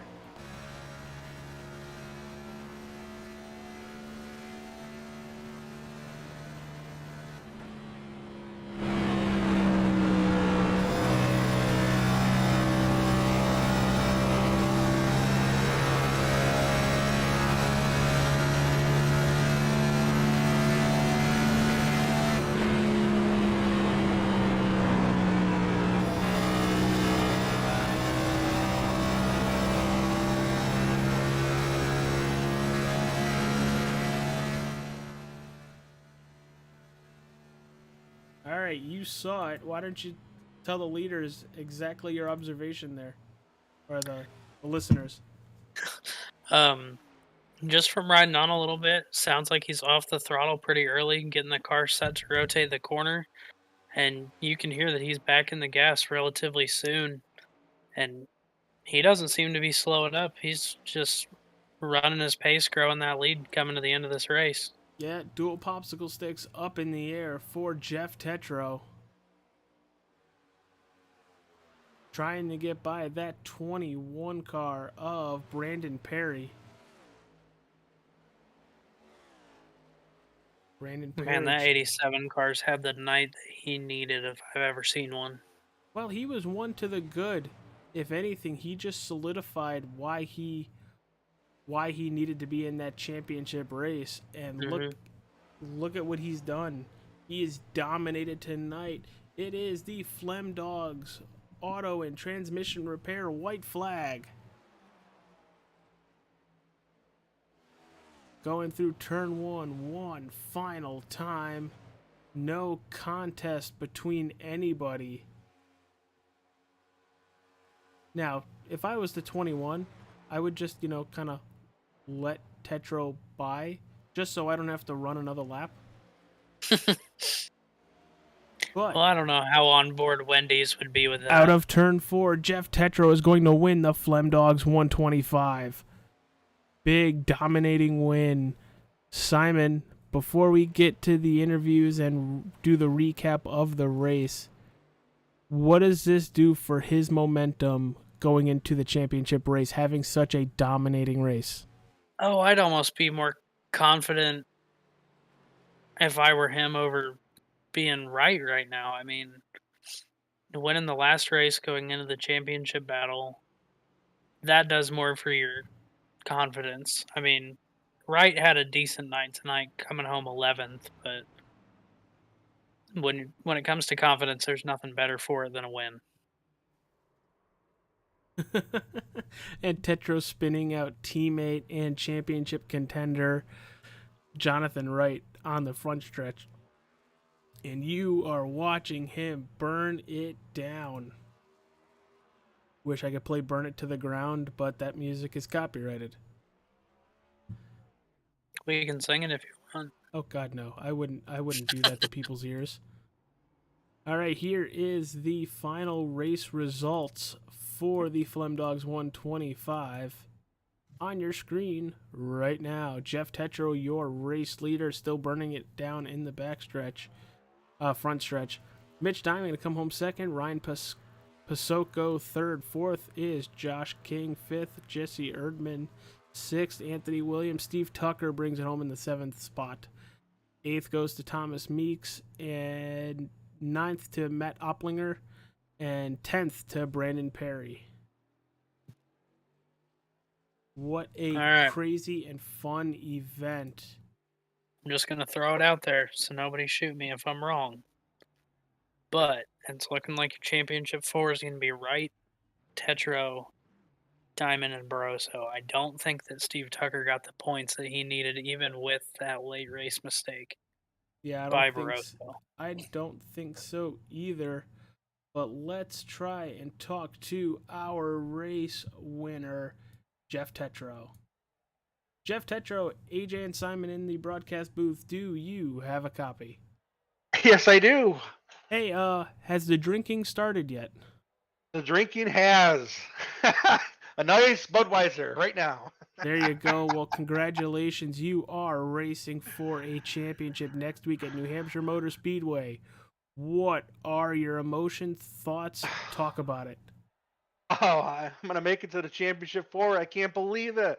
Oh, my God. I tell you, I got a little nervous there with about 30 or 40 laps to go. Steve was up on me there, and Matt Fleming, they were all running really hard, and I was just trying just to take a lap at a time, and I didn't think Fleming was going to lose it there off 2, but he did, and I think he flipped too or something happened, and Steve wore out his tires there in that little stint, and then they went to do some short pitting, and I really felt that I needed to stay on their strategy. I knew what they were trying to do, and it would have worked out, but I had a perfect pit stop they're a great exit out, and was able just to get her rolling. And oh my God, this is probably my best car of the year. Here at Atlanta, Well, just amazing.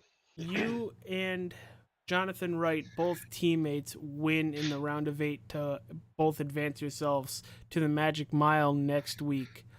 Talk about what's your practice schedule going to be like getting ready for New Hampshire? Well, unfortunately, honey fans out there, I don't know what I have out there, but I'm gonna need a lot of practice at good old Loudon, New Hampshire, because I'm not really too good over there. So I'm gonna be really leaning on my teammates to get me in ship shape. Yeah, well, we talked to Johnathon Wright last week, and he is very excited that it's up in New Hampshire.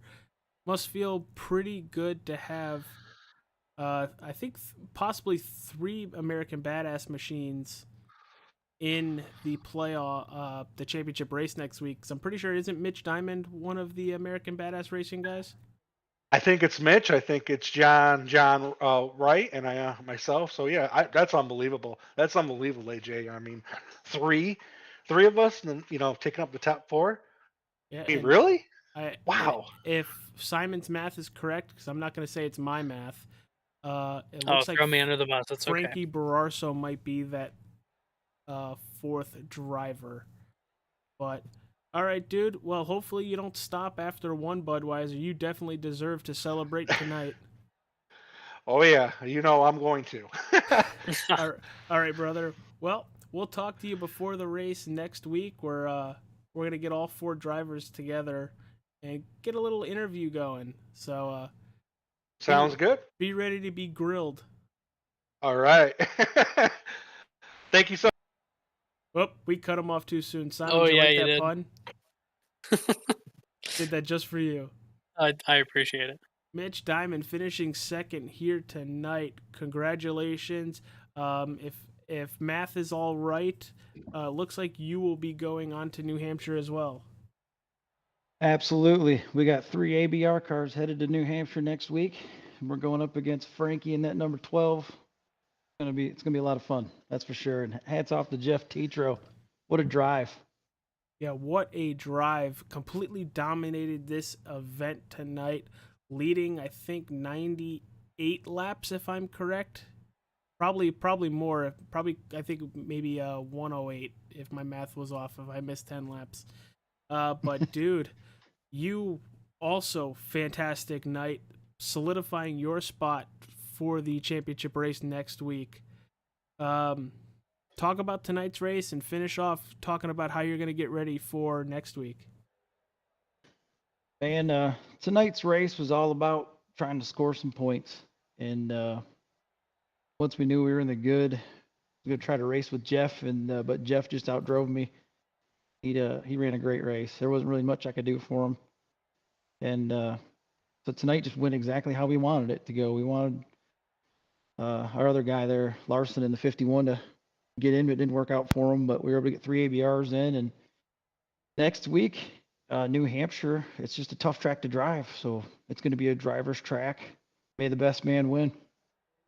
I like your thinking. Well, before the race goes green and you guys start qualifying, we're gonna get a hold of all 4 drivers, get them in one interview. So be prepared for that.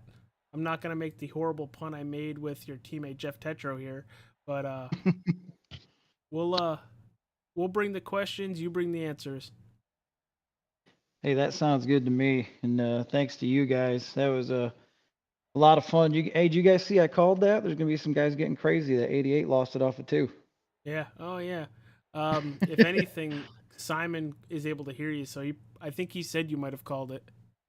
Yeah.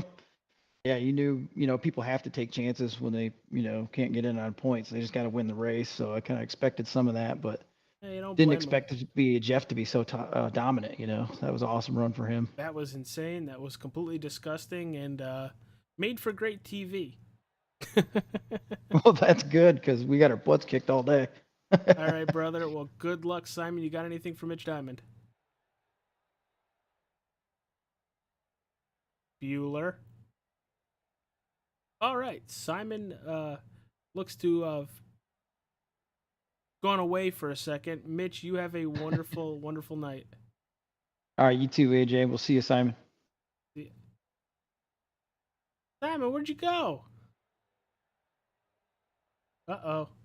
He has left the building. He's come back. Simon? Speak as he wordsies. Uh-oh. This ain't good. I'm actually going to pull Frankie Bararso.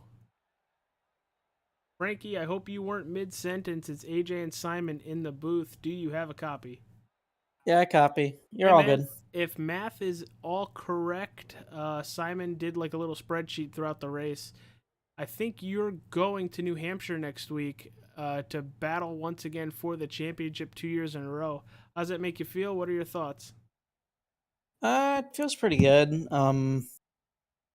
Yeah, I mean, talking about this race, I mean, I don't know what it was, but we just didn't have the pace.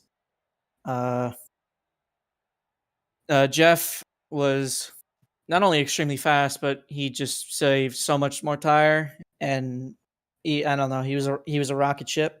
But yeah, it feels pretty good. At least we have a guaranteed fourth, so even if we have a bad week next week, we still guarantee fourth. So it's not too bad. Well, if I remember your championship race last year,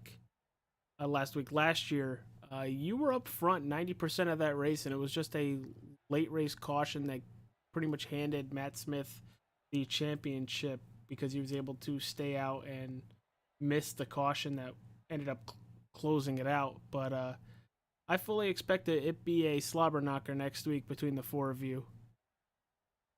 Yeah, and as last year, I mean, it was not fun, but at least the last 5 laps were not fun.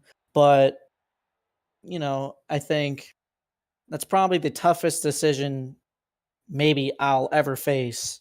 And any driver will ever face. You know, and it's either you're right or you're wrong.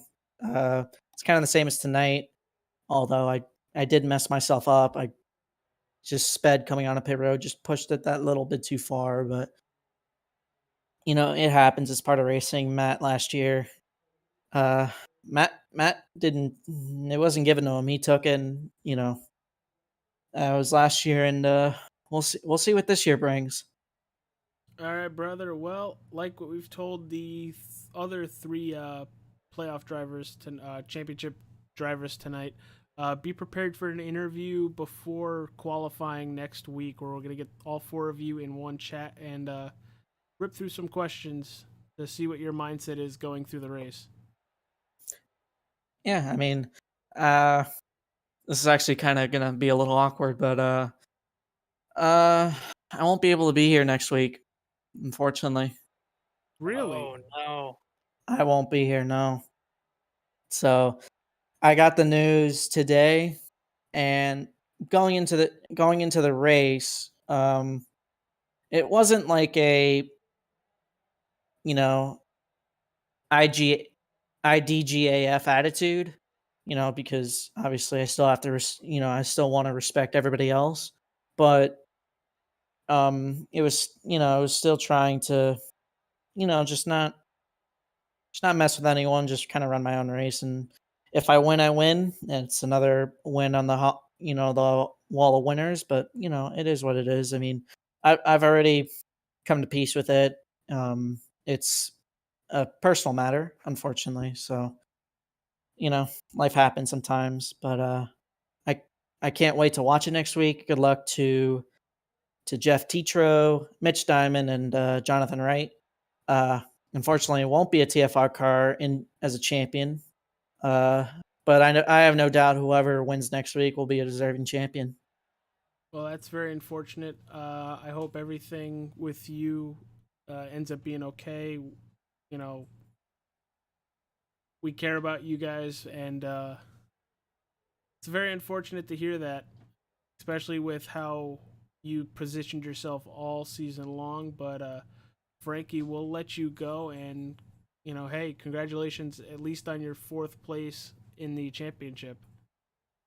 Yeah, and I mean, listen, life happens. I mean, I believe I missed a race or two this season already, so I mean, you know, I'm so thankful that, I'm able to do this, and, because a lot of people can't do this, whether it's because of work related, or financially related. So, um, I'm not going to mope on it. I'm going to try to go full send next season, obviously without running into other people.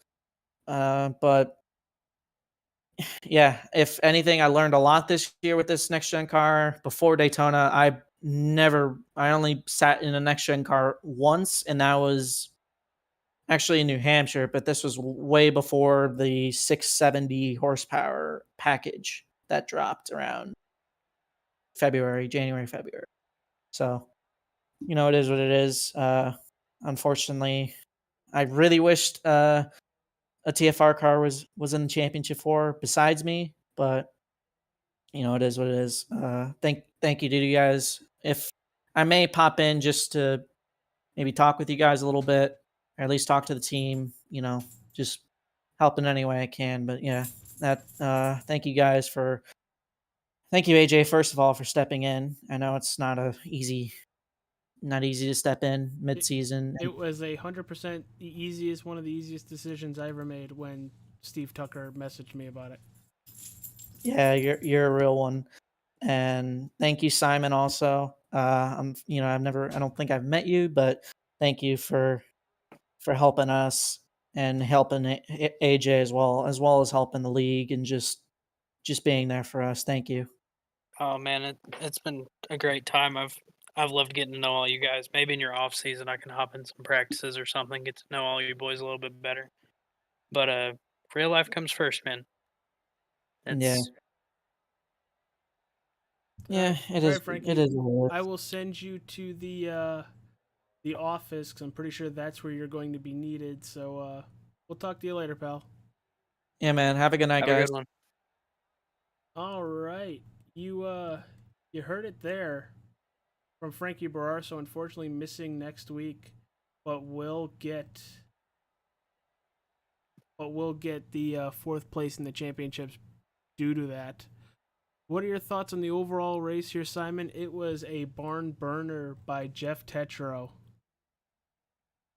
Really was dominating show. Lots of fun to watch. Lots of cool strategy to keep an eye on. Really excited to go to New Hampshire next week because I will be honest, it is not one of my favorite racetracks. Never has been. Tough technical track that should put on a really good show for us. All right, everybody, that was Simon pretty much laying out how much of a issue some of these drivers are going to take around New Hampshire because it's a flat paper clip that's just a little bit bigger than Martinsville. But dude, thanks for coming up in the booth. It's always a pleasure. Can't wait to talk to you next week and in the lead up of the championship race. It's going to be fun, going to be interesting. And until then, guys, we're going to go live around 9 o'clock next week. It's an extra 15 minutes of airtime. Going to go around 9 o'clock next week. So be there next Thursday for the Nerds Doing Nerd Things. Yes, I know. I sponsored a race here. I've done it a couple times. Congratulations. I'm looking for the... But you guys need to be here. 9 o'clock. You're going to see the best, most entertaining sim race pre-show you have seen. It's going to be entertaining, to say the least. It's going to 100% be entertaining. I'm going to look like an idiot. Simon's going to probably pull me from the idiocy, and we're going to have a little fun before we get going. There's no lap counter for it yet, so right now it just says New Hampshire Championship Race presented by the Nerds Doing Nerd Things podcast. So sounds like you get to tell us however long it's going to be. Oh God, I would switch it to a timed event, but let's not talk about that. All right, everybody. 15 laps, take it or leave it. Until next week, remember 9 o'clock next Thursday. Hit that like button, subscribe to All Star 15 TV. Till then, I'm AJ Capola. That is Simon Grills. Stay safe, stay cool, and stay classy. You all have a wonderful night.